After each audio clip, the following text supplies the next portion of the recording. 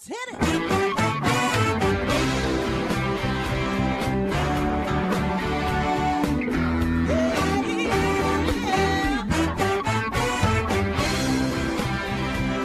Hi, everyone, and welcome to Alzheimer Speaks Radio. I'm your host, Lori LeBay, and I'm so excited that you're joining us today. We are going to have a fascinating conversation, as usual, as we learn from people all around the world at all ages and stages of life. Stay tuned as we shift our dementia care from crisis to comfort. Here we go. What you think about, you will bring about.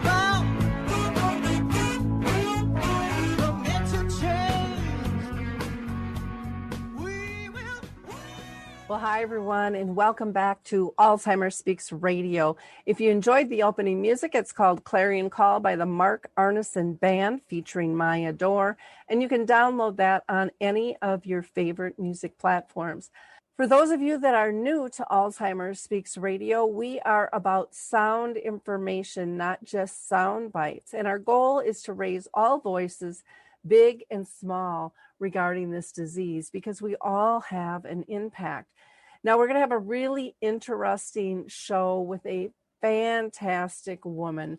But before I introduce her, I always like to give a couple of shout outs. So first, I want to address that Lorenzo's House is now having Lorenzo's Camp, which is going to be held online June 21st. It's a Monday, and it's going to be virtual from 10 a.m. to 4 p.m. Central Time. And it's for youth that have a parent or a guardian that's diagnosed with Alzheimer's disease. So check out Lorenzo's Camp. Also, I want to give a shout out to Maud's Ventures. They are doing a challenge, and they have 3 different challenges that they would like to be met. And they are looking for people to step up and give a proposal for these 3 different items. One is dealing with aphasia, one is adaptive clothing, and one has to do with respite. And they are willing to give seed money of $50,000 to $100,000. This is for profit and nonprofit individuals alike. They just want creative minds to solve everyday problems that people are dealing with dementia. I also want to shout out to Dementia Map, which of course is our global resource directory that we launched not too long ago. And it is a place for people with dementia and care partners and business professionals to mine resources all around the world that can help them live a better life with dementia. If you are a business professional that has a service, product, or tool, we have 150 different categories. We'd love to talk to you about joining. We have both free and paid plans. Also, Coro Health, CORO, is still allowing people to download 2 of their apps, Music First and Coro Faith, during the pandemic. So don't forget to check that out. And then you can always go to the Memory Cafe directory. It's exciting because some of them are starting to get back together live. Others are still virtual, but go to memorycafe.com for more information. Last shout I want to give is to the dementia research charity called Brace.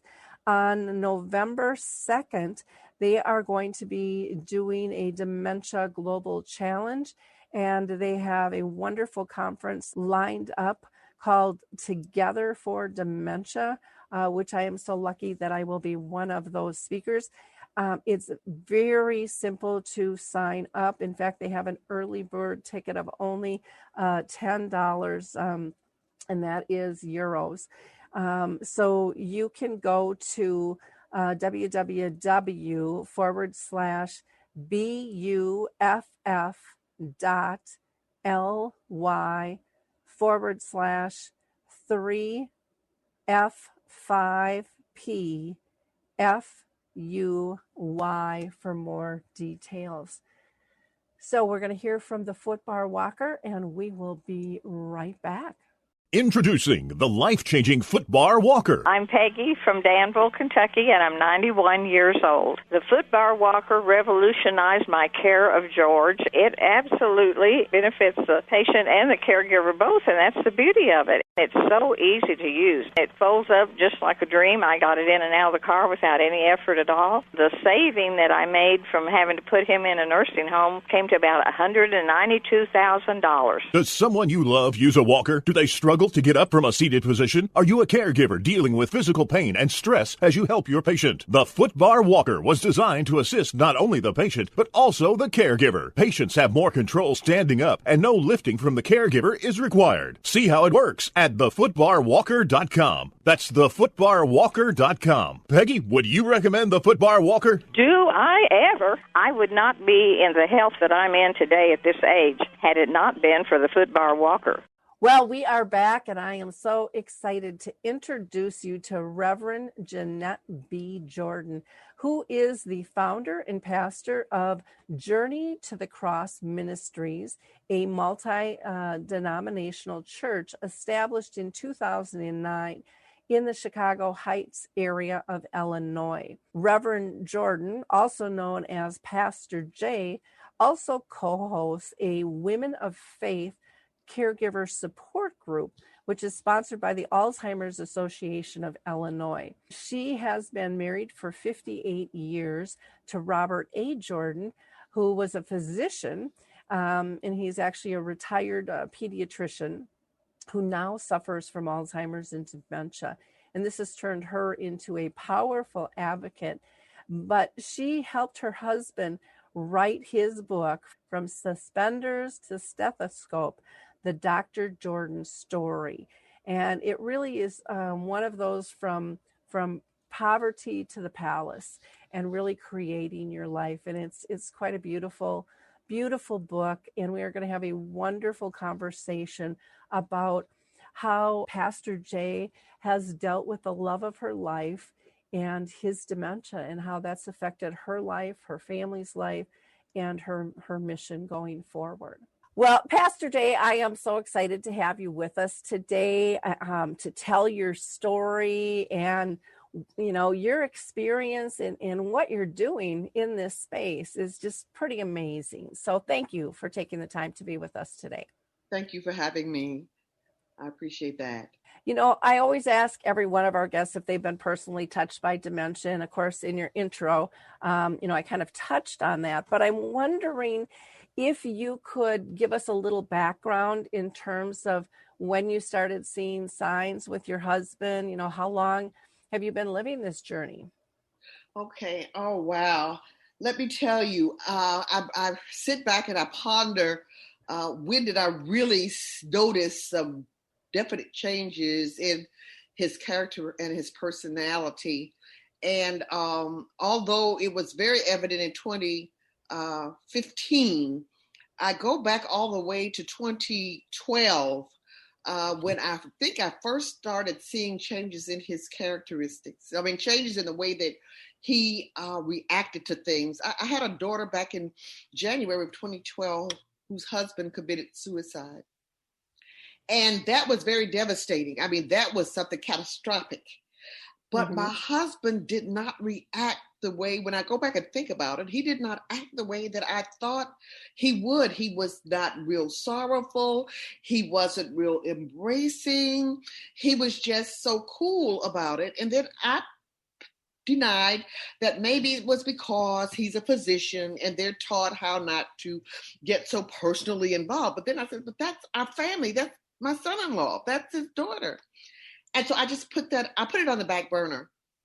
But then I kept seeing little things, but I was in denial. But like I said, it was started back really, really evident in 2014. 2014 is when I said, something is up. And so what I did was I even started to journal. Okay. Back in 2014. And I would just like to, can I read something for you? Absolutely. I want to read on January the 13th, 2014. I just had to start to journal. And I said, I'm concerned more than ever that my husband is losing his memory. And this has been going on for several months. I have shared my concern with the kids, and they have shared their concerns with me. I also mentioned it to his mother and Deborah. She's a sister. I'm scared, and when I say to him that he is forgetting a lot, he becomes angry and defensive. It's some days confusing because he can remember, or it seems as if he's remembering things, but then he'll forget where he put his phone or his keys, and then we'll all hunt for them, only to find them maybe in his pocket or hanging somewhere unusual, like on a closet hook. Lord, help me, to direct me, touch him and get him to realize and want to go and get treatment. And then I says, today he asked me twice when I got home if TT, which was my sister, was okay. He asked me earlier if I had talked to the doctor, and then he asked me again when I came home if I had talked to the doctor. I answered both times yes. And then he asked if the doctor had ordered a urine test earlier, and I answered no. And then he asked me again when I came home the same question. He asked if I had seen some corn muffins and fresh okra that he had bought and left on the kitchen counter, and I said no. And he seemed to have become agitated when I said I had not seen it. Edila, who's my daughter, looked all over for the items and then decided to go look in the car. She found them plus other groceries that he had bought on Saturday still in the car this Monday evening. I then asked, would he go to the doctor if I made him an appointment? And he replied, hell no. And Edila also asked him, and he replied, hell no. And I told him that I was concerned just the same as he would be if my blood pressure was elevated. And he just looked at me again and said, hell no. And now Edila is crying. Wow. That was my journal on January 13th, 2014. Wow, that's really powerful. That's and you know, you talk about the beast of the disease showing up at your door. And even, you know, just in our few words so far, you kind of talk about that denial, or, you know, well, maybe it's not quite that, but your gut's telling you something different. But then on this day, it sounds like there's no denial at all. There's no denial. There is no denial. I had to, as you said, I had to come out of the closet. And I had to begin to, you know, the truth was, fact of the matter was, my husband was losing his memory, or had lost his memory. Yeah. Well, and one of the things in terms of kind of coming out of the closet on this and coming out of denial is not only are you, you know, journaling this for yourself, because, you know, then it's factual. I mean, that's how when I journal, it's like, okay, I can't ignore that. I wrote that down. I witnessed it. And, but then you also shared it with other family members. And that's a huge step in and of itself. Yes, it was just definitely a struggle for me. I wanted to share it with a good friend of mine. And then I kept saying, well, you know, how are they going to feel about him? How are they going to look at him? I was so worried about how they were going to treat him after, you know, knowing that some of the things that he was doing, some of the ways the new Bob was acting was just not going to be maybe what they wanted to have a friendship with. And really, Lloyd, guess what? It was the truth. I told them, my best friend and her husband and my husband were golfers. They golfed together 2 or 3 times a week. And after telling them that, I guess they began to really kind of observe some of the things, like he would lose his keys or his phone on the golf course. And of course, the whole round had to stop until everybody went on the hunt for his keys. So over a period of time, and it wasn't very long before they stopped calling him at all. And that has hurt me still today, because they still have not called him since 2015. You know, and what I think people also don't understand is when they pull away from the person with dementia, how much it hurts the care partner themselves. They have no idea how devastating that is. Absolutely. And it just let me know that, well, I guess you have friends for a certain period of time because God filled that space, that void up with so many more caring people. So now I have a new circle of friends who understand and care about me and care about my husband authentically. Yeah, it really is. That's a really good point, that kind of season of friendships. But boy, that letting go is just so hard when it's not your idea, and it's not even discussed. It just happens. But Yes. you know why. I saw that with my own parents. My dad had brain cancer and my mom had dementia. And one of my mom's good friends could not go see her when she lived in a community. So for 10 years, Wow. she wanted to know how she was doing, but she could not go see her.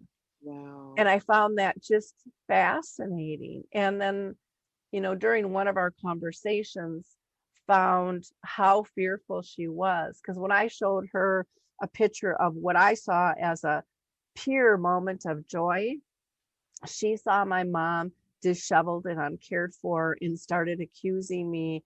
And I remember just telling her at that moment, because she's like 76 years old, screaming at me in a restaurant. I mean, that's how upset she was from this picture. And to me, I just melted my heart. And I remember getting really quiet and just, I said, thank you. And she was like, what are you thanking me for? And she kept screaming. And I said, because until this moment, I didn't know. I don't see what you see. Yeah. And then I pointed out what I saw. Yeah. I didn't see the broken teeth. I didn't see, her hair wasn't permed, but, she didn't know all the details of how scary getting a perm was or brushing her teeth. She didn't understand any of those things. Yeah. And, dementia really gets you, like you said, in those new circles of people who really learn to slow down, appreciate the person who still is with you. And I think they slow our pace and they make us more attuned to those precious moments that I think sometimes we miss because we're moving too fast. Yeah. And even when you were talking about your husband not reacting to, the suicide, I remember one gal living with dementia, and I never understood this until she came out and said it. But she said, I can look at a picture of my children and I can tell by the way everyone's looking at me that I am supposed to know them and I'm supposed to be filled with love, and I am empty. There's no emotional attachment. And she said, knowing that I'm supposed to know and knowing that I've lost that is devastating, but I can't change it. And I never, even though I was on a journey with my mom for 30 years, I never understood it to that extent. And she was a young gal with 2 teenage boys. Wow. It's so funny because my husband never, ever accepted the fact that he was losing his memory. Okay. He was able to convince the psychiatrist that we had gone to see that his forgetfulness was because he was, what did he call it, preoccupied. And he went on to talk about the life of a physician. And he was so sure that that physician would have to understand all of the pressures and all of the requirements of him, and that he was just preoccupied. And so he didn't even know why he was there seeing him. And when he finished talking to the doctor was agreeing with him. And I was saying, wait a minute, doctor, listen to what I'm telling you. And he says, well, maybe he is preoccupied. So go home and just, kind of observe and just see. And maybe he can, and my husband said, well, I can, I'm just going to start just paying a little bit more attention because I know. And we left and he was in the same condition until I had to take him to a friend who's a primary care physician and kind of talk to him on the side and says, look, he is manipulating. He is controlling everybody and no one's believing it. So what he decided to do was to ask my husband, would he let him do the cognitive assessment? And my husband refused. And he says, well, I don't want to put you under any pressure, but if you ever decide that you want to do this, just call me and we could just do it. It's no big deal. And my husband never called him. Mm-hmm. And then I guess it was sometime in 2015, yes, I just told him, I said, we're going to go do this. I had to then become stern because I wanted to know, was there anything that we could do? Is there any medications that he can take? I knew nothing about Alzheimer's.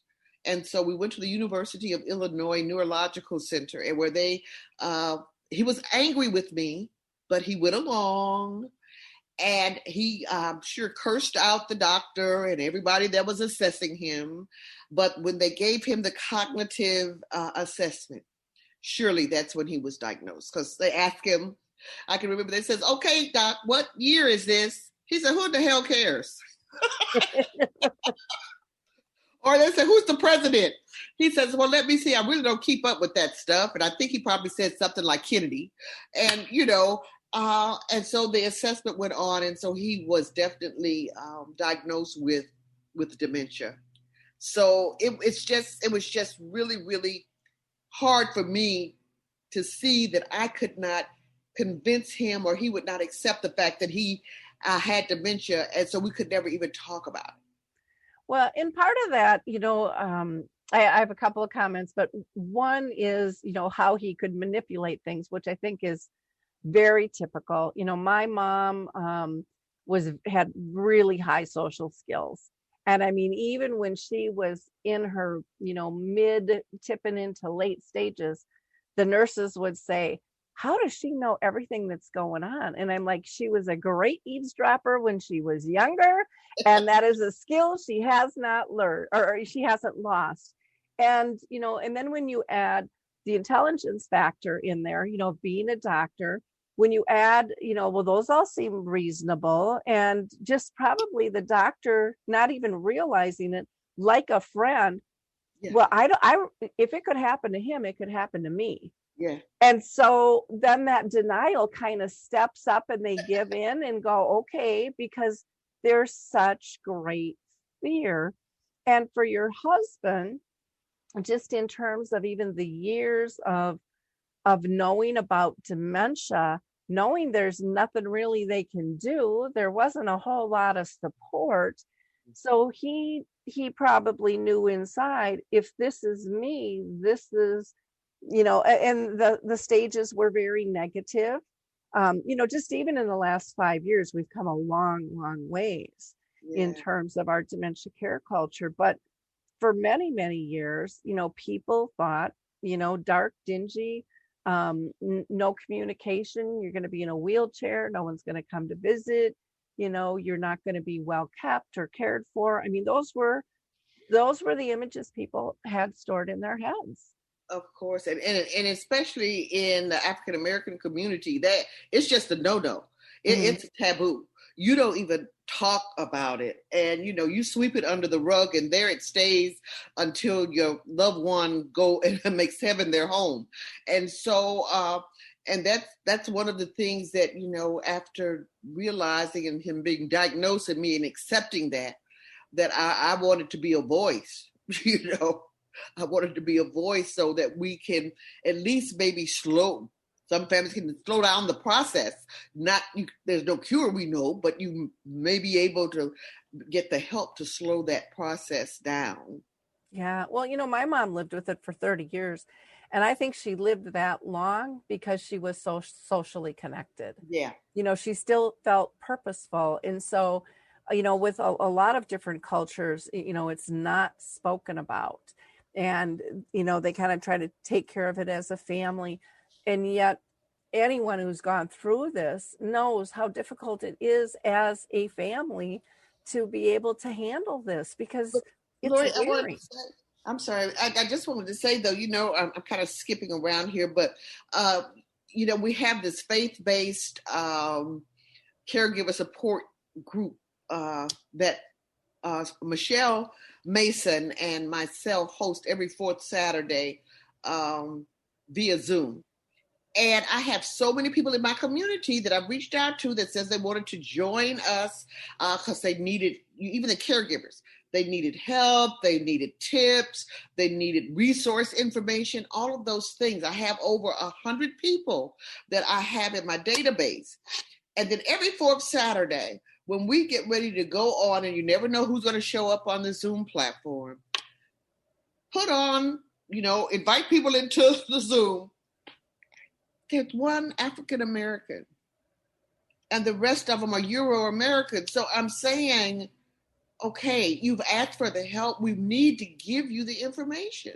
So This is one of the things that I'm saying, that we want it, but we're still in denial. Even when we have a loved one that has been diagnosed, we still don't want to let the world see us because we don't want to be attached with that. Mm-hmm. So I don't know. So if that's a work in progress. So we're going to keep pecking away until so many of us understand and we can live in this dementia world and stop trying to pull the dementia patient into our world. And we can exactly. And for those that are nervous, and I think it's all different communities have a hard time stepping into this space. But again, for the African American, even much more so. And I correct me if I'm wrong, but I've found for anyone who is fearful, I mean, it is fear-based. It's not comfortable. It's not normal. You're breaking standards. I mean, traditions, all of those types of things. But by breaking those things, you will gain so much comfort. You will find so much more peace. You will find people and services that will support you. I mean, I look at myself, and needless to say, I'm a white woman. But I was so frustrated by not having support. I mean, that's why I changed careers, was to step in and try to make a difference for everyone, because I didn't want anyone feeling the pain that I felt, that my family felt. And this is something we can do together. And, the more voices, the more diversity we have, the better we can serve everybody. Yes, absolutely. Absolutely. I agree with that 100%. I'm just that, and that's all I want to do right now is to advocate for the caregivers and advocate for those who are suffering dementia. I'm in awe to see people who are suffering from dementia that can talk about it. I was on a radio a podcast where there was a son, and he was taking care of his mother, but his mother was able to talk about her dementia and how great it was for her son, how she loved her son so much for caring for her. I mean, she was able to still articulate those feelings. And so I was just so amazed at that. And she's accepted the fact that this is happening to her. And she understands her journey. And she's fighting hard. She's fighting hard to stay in our world. Yep. But it's okay, because her husband says, whenever you have to step back into yours, I'm there, Yep. So it is something. It is really something. And we need to let people know that, as caregivers and loved ones, we have those abilities to enjoy whatever it is. We can find joy, we can find peace, we can find comfort, and we can cry. Yep. Yeah. God, crying is normal. You're going to feel the range of emotions. They might be a little bit more intense, but it's much better to feel them and move through them than it is to let it build up within you. Yeah. I just think it's so important. I have a couple of things I'm going to say in terms of being able to hear that voice of someone who's still able to communicate. There's dementia mentors, which actually pairs up people with dementia in their early stages with another person with dementia, because that person knows what it feels like to get that diagnosis. That person knows how friends and family look and treat them differently. They know the frustration, the anger, the depression, the scariness that's all wrapped in that. they know what it feels like to have their loved ones care for them, and they're scared that they're going to be too much of a burden for their loved one. All of those things are going through their head. And so Dementia Mentors is a really great place for people to connect. They also do several, I want to say it's like 40 memory cafes a month. And I believe those are just for people with dementia. Like a lot of memory cafes are for the person with dementia and their spouse. And then they have a bunch of short little videos that are done just, 2 to 5 minutes long by people with dementia on different topics, which can be really helpful for families. And then I will just mention one other thing that I personally do and have been doing for years is called Dementia Chats, where I facilitate a conversation once a month with the true experts, those diagnosed. And they pick a topic and they talk about it.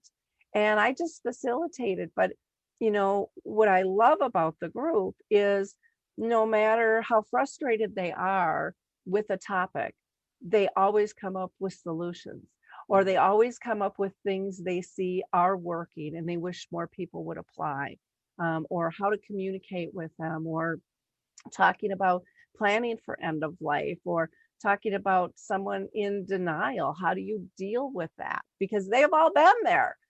Right.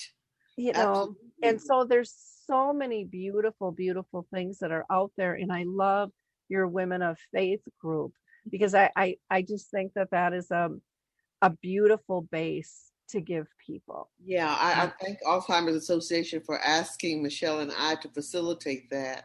Because one of the things that I did when my husband was diagnosed, I just did everything that I possibly could so that I would learn and understand all that I could about that beast of a disease, the BOED as I call it. And I took a course. It was like a clinical trial class with Emory University. It's called Telesavvy. Mm-hmm.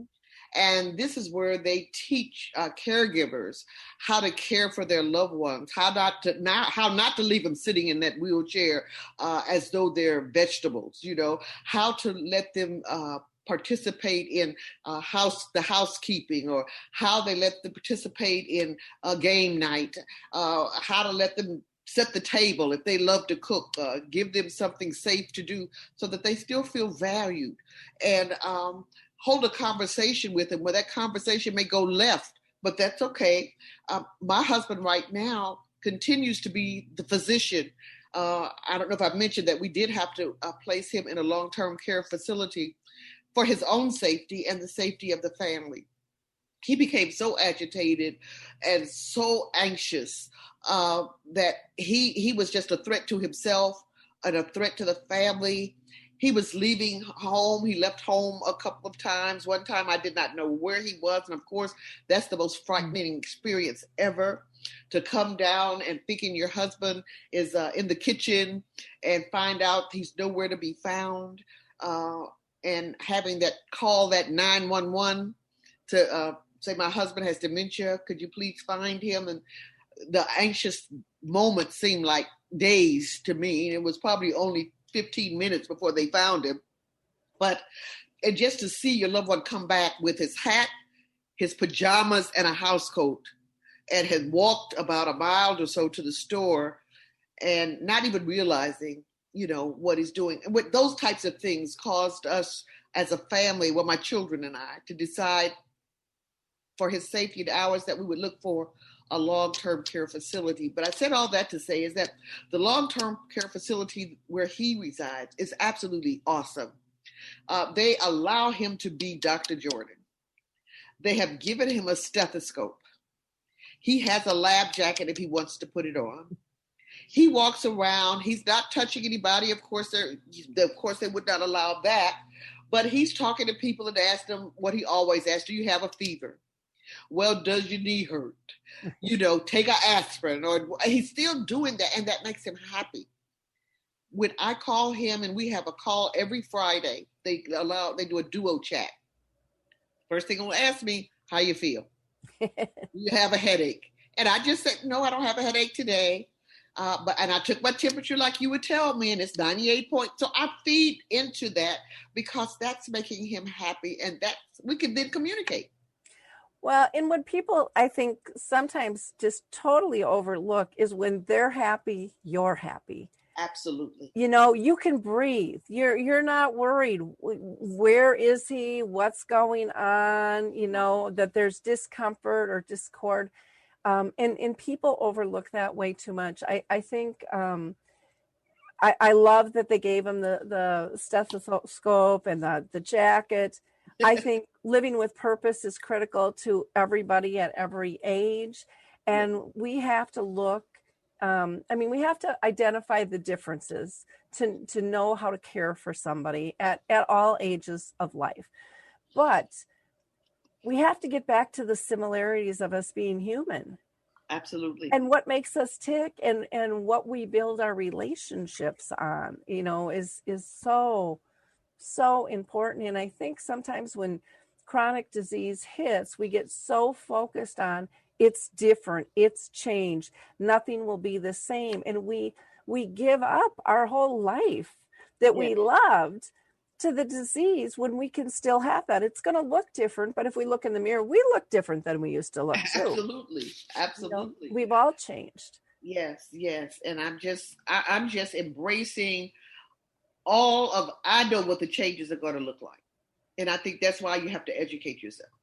I'm prepared for the changes. I know that dementia is a declining disease. So I'm looking for, but every day that he's stable and he's still right where he is, I celebrate that. And I thank God for that, but if there's a decline that happens, I've already prepared myself for that and how I'm going to move into that stage of his life to continue to give him the love and the care and the honor that he deserves. Yeah, I kind of did the same thing with my mom. I always felt like I was one step ahead until it got to the very end. And then it was like, okay, I'm really not ready for this. Even though I've had 30 years to prepare for this, I'm still not ready. And one time, she was put on hospice and then taken off, and she lived another like 3.5 years, after that. So, we don't know. The other thing, when it comes to preparedness, one of the things I didn't prepare myself for, because I didn't even know it existed, was my mom hadn't said my name in like 3 years. And I just let that go. And I knew I had told myself, I am more than a name. And our relationship is this spiritual thing. And as long as she feels safe and comfortable with me, that's what's important, because that's what I want her to feel. And if she can't say my name, that's not a big deal. But about 3 years after my mom hadn't said my name, we ended up having kind of this goofy incident. And I said something comical to her, and she was kind of sleeping. And she woke up and she giggled and she answered me, and she said my name. Oh. I sat on that bed. I cried like hysterically for like 3 hours. I was so emotional. I was so touched that she still knew me. And it really made me realize that they always know us. They just can't always say the words. Absolutely. Absolutely. Because we will always be tattooed on their hearts the same way they're tattooed on ours. And like now, my husband does not say my name. Mm-hmm. I'll say, I'll ask him, do you know who this is? And he'll say, do you know who you are? And so I'll say, oh, well, yes, I know who I am. I'm your wife. And he says, oh, yeah, that's right. And I says, okay, what's my name? Then he'll go back. Do you know your name? And so I'll say, yeah, I'm Jeanette. And he'll say, yeah, that's right. You know it. But spontaneously, he does not say my name or our children's name. But he perks up when he sees my son. He knows his face. And they have a wonderful conversation. My son will say, Dad is really on it today. My son's a pharmaceutical rep, so he gets a chance to talk that verbiage with him. Mm-hmm. And so they do this wonderful, conversation weekly. But because I prepared myself. I heard some people just really kind of break down when their loved one forget who they are, don't recognize them. But I did prepare myself for that. And I kept saying, there's going to be a day that I'm going to talk to him and he's not going to know who I am. And I'm going to be all right with that because I know who he is. Yeah. So I could deal with that. It's okay. Yeah. My brother was one of those that he just really struggled because my mom called him her brother. Okay. And he was very offended. How could she not know me? I've been her child for 50 years. And, he just really went down the rabbit hole. And I said, Mark, she's gone back in time before she was married, before she had kids. And I said, if you are honest and you look in the mirror, you look like Uncle Chuck, and she loved Uncle Chuck. Yeah. Mom's not dissing you. She's not playing with you. She loved her brother. Absolutely. And you remind her of that love. That's that's got to be good enough. It does. And I feel it's not about, for me, it's not about me. Yep. It's all about him. And my son did a wonderful thing. He put a hardback bound book together that has various stages of our life when they were little, when they were in sports. It's just a book with all of those pictures. And I take it with me every time I go to visit him. I can see him face to face. And I just watch how he thumbs through it. And then some of the things that he thumbs through, he'll pause on. And I know when he pauses on them, that's something clicking in his mind that he's trying to think and put it together. And the last time he paused on my son's picture, and he just put his hand on the picture and just was patting the picture. Mm. And that, I says, he's connected with that picture. He knows who that is, and he knows the love that he has, for our son. And he just sit there and just stared at the picture. So we have to be there in their space and knowing what's making them feel good. And so that's what I try to advocate for to the caregivers when they want to give up hope and give up help. And no, we can't, because that person may be here when you're going on to make heaven your home. Yep. Yep. So enjoy them and let them enjoy you the way that they can. Yeah. Did you fall into this rabbit hole? I did, where, I wanted so much to make my mom's life better. I had this big, list of things to do. And it was all about her. And so I had this big, long to-do list. And it was really kind of a busy list for both of us. It was, some of it really needed to be done. But one day I came to the realization that I didn't need to focus on the task. I needed to focus on, was she safe, happy, and pain-free first? And then when I did that, I realized that my to-do list, I was getting filled by just checking something off, because I was so frustrated as a daughter knowing there wasn't a cure. Yeah. So I just wanted to make sure that I was doing stuff daily in her best interest. But what I didn't realize is when I was doing those tasks, they weren't really what fills a person emotionally. I was doing the laundry and I was cooking and cleaning and getting the meds and doing all of those things. And I'd look at the list and go, this is all for mom. But I wasn't sitting, being in her presence. Right. And just really doing busy work. Yeah. And it took me until I snapped at her one day when she repeated herself multiple times for me to figure that out. Wow. And that was life-changing for me, because I think a lot of people do this task list thing and we don't even realize that we are giving our relationship up to the task. Yes, absolutely. And even as we're doing that, we just have to step back also, because we want our loved ones, of course, to be cared for, and we want to show everyone how we love them and we care for them. But then there's self-care in there. So we have to step back as caregivers and think about, okay, now how do I take care of me? Because those emotions are still working on your inside. And so I've learned to just take time for Jeanette, go get myself a pedicure, go get myself a manicure, go lay on someone's massage table and let them, pamper me and come out of there feeling like that I'm worth all that I'm doing. and I'm taking care of me so that I can be a better caregiver for my husband. Exactly. Yeah. Exactly. Going back to your husband, was there ever a time where he really accepted the disease, or he was still pretty much in denial the whole time? No, he was in denial from the very beginning, and he's still in denial now. He's Dr. Robert Jordan, and he works at his long-term care facility. And so that's it. Well, good for him. I mean, that's okay too. Yeah, that's okay and too. We accept that. And one of the things that I did was I did befriend several of the staffers at his long-term care facility, and they call him Dr. Dad.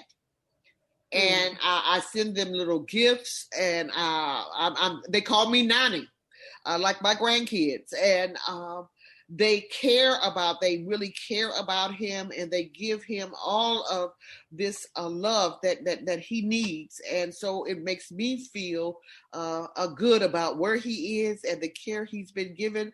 And they know that I'm still the lead caregiver. He's there, but you can't do anything without talking to the lead caregiver. And they give me that respect. So we have this wonderful, wonderful relationship. Well, that's fantastic. And how respectful to have that relationship too. I had that where my mom was at too. I was very involved, and they understood that. Overall, how has this journey impacted your life and, becoming an advocate in all of this? Well, I'll tell you what, I've just become excited about being an advocate for caregivers and those suffering dementia. When I ask God why me, and he always speaks to me, he says, Jeanette, why not you? And what do you do with this? And he speaks to me and he says, you take it and you advocate, you learn all that you can, and you help someone who may be in the same position that you found yourself. And you do it with joy, and you do it with peace, so that they can see that peace and that joy can come out of this. So that's how it's really impacted my life. I live to be an advocate. Every time I speak to someone, I'm saying, you know what, I would like for you to join in our Zoom Women of Faith Caregiver Support Group, because you never know when this may hit you. You never know when this disease will walk into your front door. It could be you, or it could be your loved one. I never in my life would have expected that this would happen to my husband, who had found his dream, was living out his dream, and that if I think about it, it was snatched away from him because he's a pediatrician. He loved taking care of the babies. And so when I asked the question why, it was because God needed my mouth and my presence in this space. And so I can help someone else because I'm so dedicated and so in love with my husband that I want people to know that you can still have that same affection, but this is how you can do it. And this is how you can embrace it. And it really is a ministry. I remember that moment I just shared with you about my mom saying my name after 3 years, and I was just overwhelmed by it. And then, of course, then I wanted it more, and I had this conversation with God, but, I don't want to miss another one of these moments. And it was very strong. And he just said, Lori, this is a gift. Share this gift. Let people know there's many of these gifts wrapped in this disease, and they're not going to find them if they're not looking for them. Yeah, absolutely. Absolutely. So God speaks to people who he wants to do this thing very clearly. Yeah. But Yeah. You step out and you run and you do that, and you do that. I agree with that 100%. Yeah, it's a very fulfilling, and it's I think it's a role too that people who step into this realize we're no experts. No one's ever going to be a true expert. Everybody's experience is a little bit different, but it's all about getting people to raise their own voice, removing the fear, giving hope to others. And as much as we feel on the journey we don't know, we're 10 steps ahead of somebody else who we can help. Absolutely. Absolutely. And that's a beautiful place to be. It is, and I'm loving it. I'm loving it to be able to be on this type of a platform. Like I said, anytime anyone asks me to talk about my journey and my relationship with the Alzheimer's Association and any other experts that I find myself in their midst learning, I bring that information to the group or to a person so that I can help in any way that I possibly can. Exactly. Well, and you've sure aligned with the wonderful gal, Michelle Mason. I just adore her, who's working with you on your Women of Faith group. And the Alzheimer's Association is a wealth of information too. I hear so many compliments on their 24-hour hotline, and how that has helped so many families. So people need to reach out. These things are in place to help. Now I understand that, because I was one of the callers on the 24-hour hotline at one time, needing someone to tell me how can I calm my husband down. How can I get him to put down this bat that looked like he wants to hit me. You just find yourself so frustrated. And they're so able to help you maneuver in a calm way. So my being able to do that now is just such an awesome feeling. And then I love being able, Lori, to tell people when it's time for you to give up your caregiving self, like in your home. Give yourself permission to have your loved one placed in a place where they're safe and where you're safe. Sometimes we get so caught up in, I promised my loved one that I would never put them away. I will keep them at home till the end. But that is not always the best thing to do, because you're frustrated. You can't do it. You're sad and anxious and crying. But then if you find a place that can care for them, then you can give them the care. Like I said, I'm the lead caregiver. You can give them the care that, you would expect that he deserves or she deserves. Yeah. So that's one of the things I advocate for also. I said my husband and I were married. We've been married 59 years in July. And so it's for better, for worse, for richer, for poor, and sickness and in health. That's what it is right now. But it'll be that until death do we part. So it's okay. Where he is, I'm doing the best for him, and he's getting the best. Yeah. Well, and I think that's a really important factor about how people make these promises, because they make promises at a time that you're not at right now. Right. Things have definitely changed. And it's amazing how many people are still holding on to that promise when their own safety is being threatened sometimes. Absolutely. Or the safety of their loved one. And the safety really has to come first. The other thing I found, and I didn't realize this, I was in real estate for 25 years before I stepped into this space. And so I would always help families transition and do placements and, for all different types of reasons. And yet when it came to my mom, she was going to live with us and, I could do better. I was superwoman. I mean, you must think all these things unconsciously. You don't even know that your thoughts are there. And then my mom one day, in a moment of clarity, asked to move into the nursing home where my dad was at. Now, this is a woman who couldn't pick out her, and my audiences have heard this story a million times, but literally couldn't pick out flip-flops from snow boots on what she should wear after looking out the window. But she woke up and I said, but Mom, no one wants to move into a nursing home. That's where my dad was. And she says, we've been together 49 and a half years and I'm not leaving him now. Wow. And it was like, talk about deep relationships. And, we have to pay attention to those moments of clarity.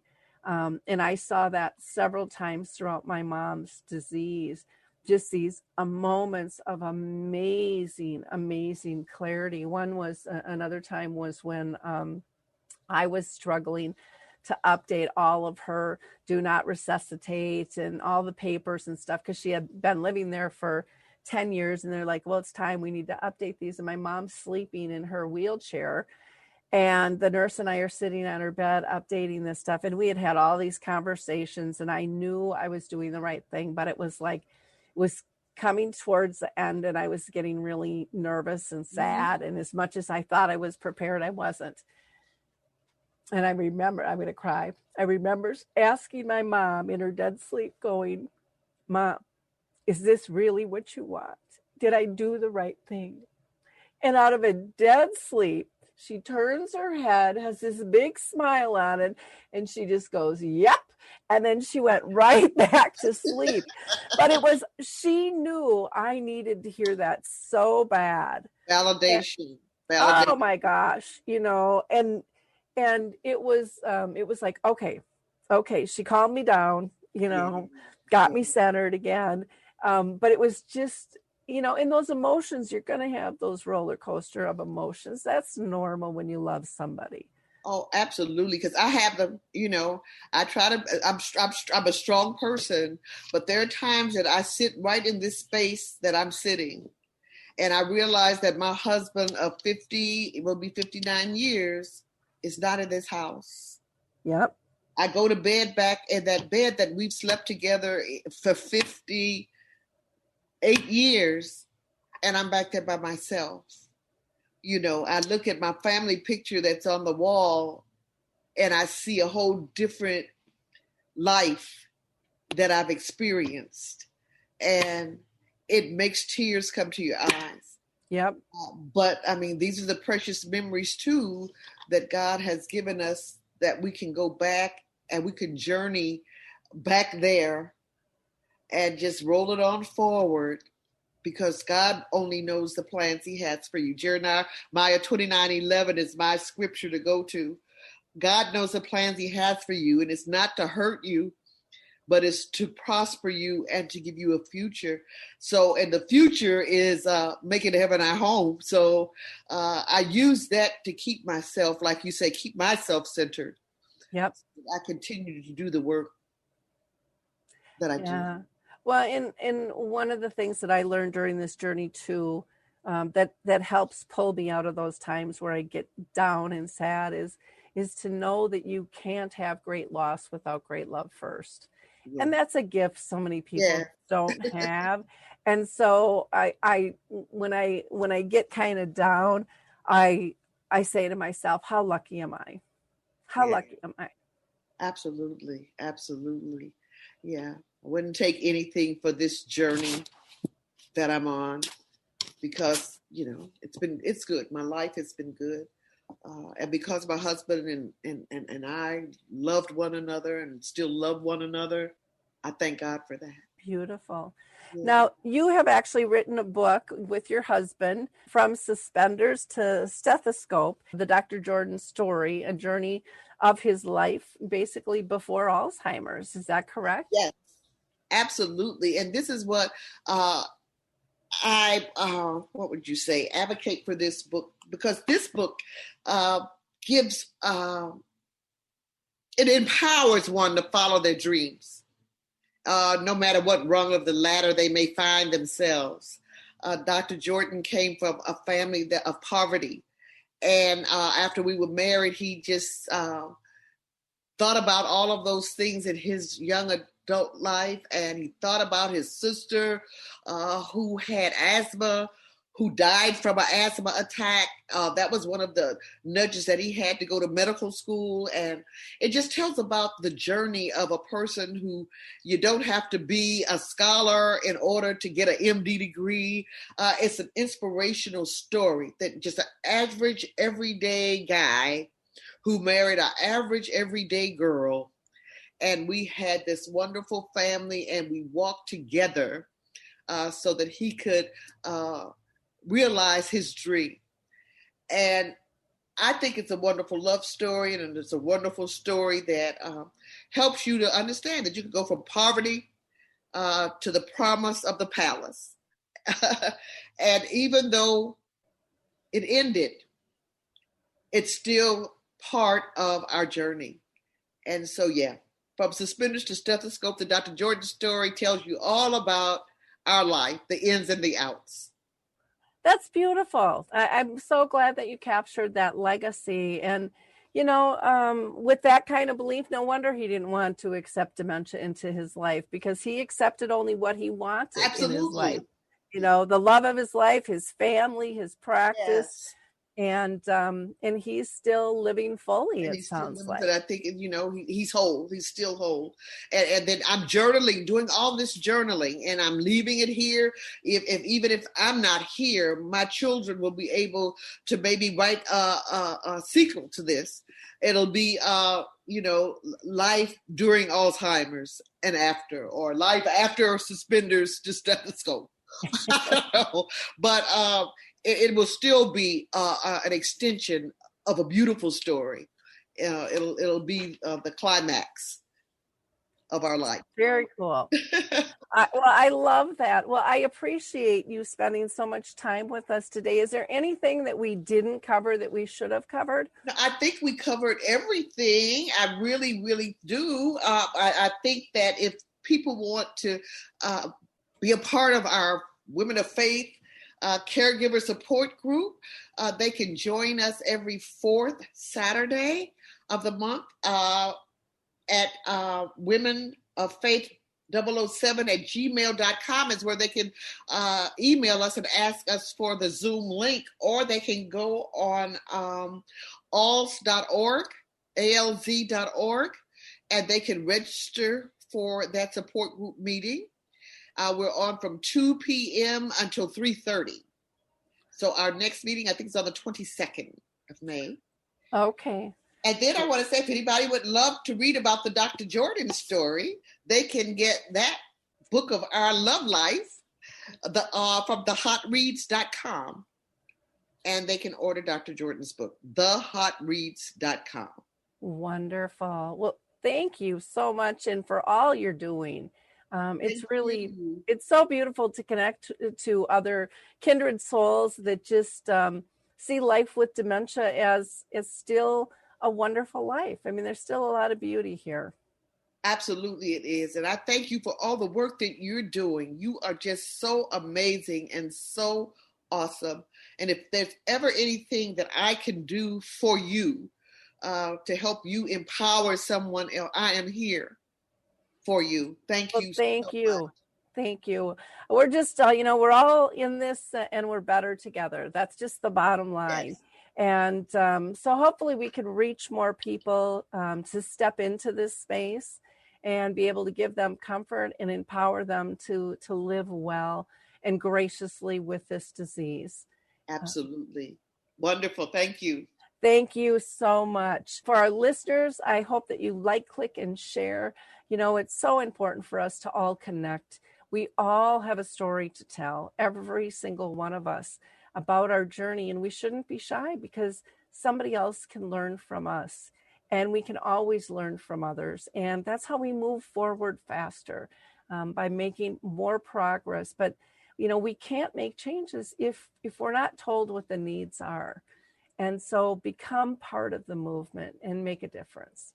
For me, you can always reach out at alzheimerspeaks.com, or if maybe you're ready to tell your story, email me at radio@alzheimerspeaks.com. The more, the merrier, as they say. Thank you. Hi, everyone. This is Meredith from the Senior Fitness with Meredith podcast, where I discuss all things for seniors, from fitness, your health and wellness journeys, how to be all over strong and beyond. I also have my mini podcast called Motivation with Meredith. It's a great, quick motivational pick-me-up for your days. Join me, listen now, search for Senior Fitness with Meredith on your favorite podcast platform.